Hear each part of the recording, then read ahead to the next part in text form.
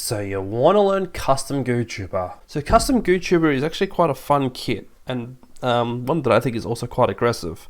Now, Fizzy Bomb and Ultra Stamp.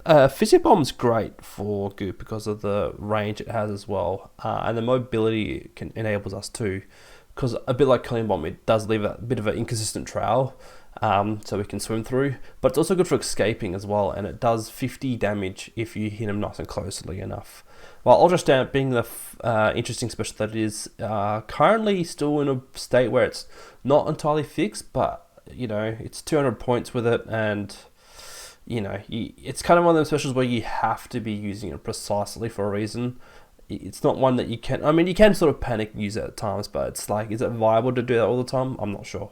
So, when this kit was released, there's a lot of community were like, oh, this doesn't suit Goo at all. People were like, oh my gosh, this is going to be so much fun.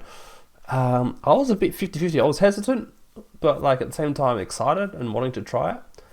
I've already 4-starred, but I haven't been playing much Splatoon because I've been shiny hunting instead, so because there's no real urgency for me to 5-star it really. But I will eventually. It won't take me too long once I get back into the mode of playing this game. Fizzy Bomb Ultra Stamp, obviously very similar. Well, actually no, not very similar, but exactly the same kit as Lunar Blaster. So yeah, for those who've played Lunar Blaster will get to know very much how it's like to play the same kit but with a charger weapon. So yeah, along with the usual stuff with Vanilla. Wow, that's amazing timing, incredible timing.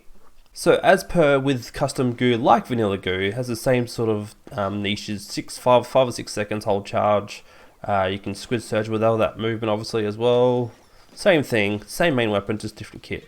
Now, the thing I like to talk to you about and show you is a bit about how we can do some Fizzy Bomb tap shot combos.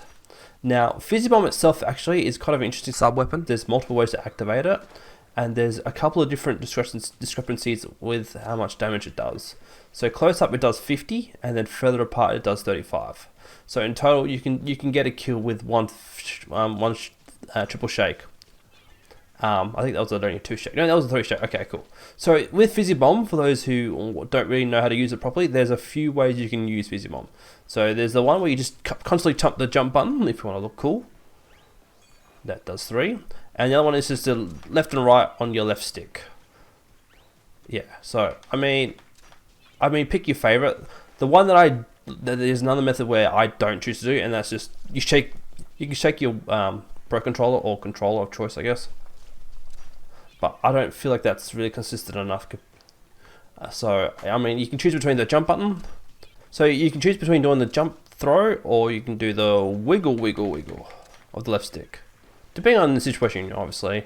Now, with combos, so obviously throwing at your feet is not that great because there's no point throwing it at your feet if someone's charging you. Because there's no time that, like with a torpedo, we can throw a torpedo on the ground and it'll explode right in front of your face. While with Fizzy Bomb, it'll skid a bit, so it's not really viable to do that. But if you can get a 50 damage, that's a pretty good start. So getting a 50 damage, you have to make sure it pops pretty much close. Otherwise, if two nearby, damage radius does 35. So in total is whoa, that was too close. I've never done one of them before, I don't think.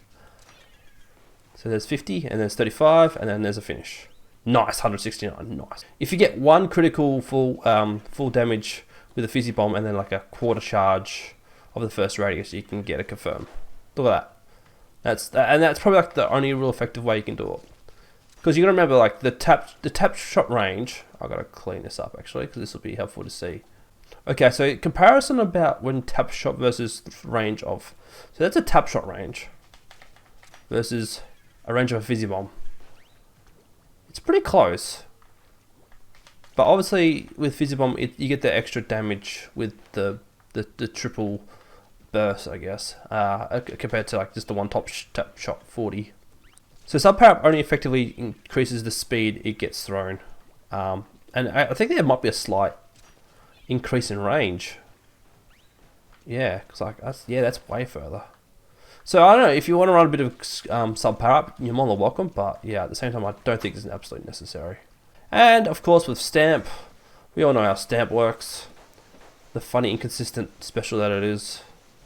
Uh, there's a clip I'm going to show you when I was chasing a kraken one day, and it was a really funny clip. There was a blob of deco was popped kraken, and I was like, you know what, I'm gonna rush that thing, and then so I had to time it perfectly, otherwise, because the kraken turned around and got me, I would have been screwed.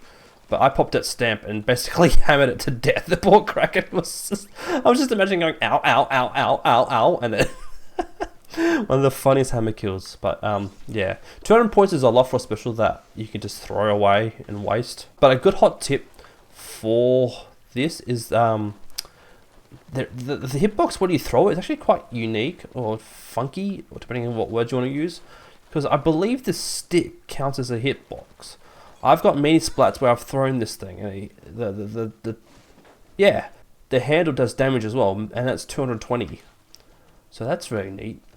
The neat thing that we have with custom Goo Tuber versus vanilla Goo Tuber kit is that stamp, once you've used it, and like say you throw it, you instantly get an empty charge gauge, as opposed to with Tenta missiles, which the Tenta missile gauge special just slowly decreases.